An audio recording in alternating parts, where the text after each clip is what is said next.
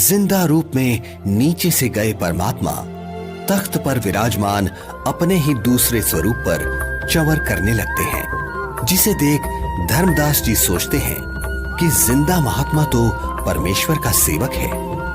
धर्मदास जी इतना सोच ही रहे थे कि कुछ ही देर में तख्त पर विराजमान परमात्मा खड़े हो जाते हैं और जिंदा महात्मा तख्त पर विराजमान हो जाते हैं तथा तेजोमय परमात्मा जिंदा महात्मा पर चंवर करने लगते हैं, जिसे देख धर्मदास जी हैरान हो जाते हैं कि तेजोमय परमात्मा जिंदा महात्मा पर चंवर क्यों कर रहे हैं।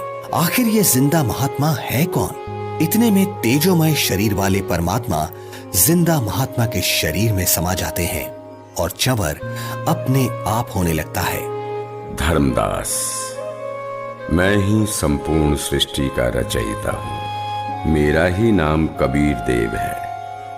मैं ही चारों युगों में पृथ्वी पर प्रकट होता हूं। वर्तमान में मैं अपने वास्तविक नाम कबीर नाम से काशी नगर में प्रकट हूं, जहां एक साधारण मनुष्य की भांति लीला कर रहा हूं और जुराहे रूप में रहता हूं।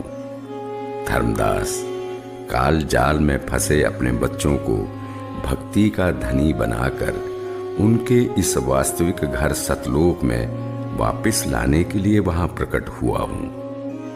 हे सर्वसृष्टि रचनहार, मैं बहुत दुष्ट हूं। मैंने आपको कितना दुखी किया, कितना अपमानित किया। मुझे माफ कर दो परवरदिगार, मैं बहुत नीच हूं, माफ कर दो मुझे। हे परमात्मा, आपने ये इतना प्रकाशमान रूप पृथ्वी पर क्यों नहीं प्रकट किया? क्यों छुपा रखा है? हे धर्मदास, यदि इसी रूप में नीचे जाऊं तो किसी की भी आंखें इस प्रकाश को सहन नहीं कर सकती।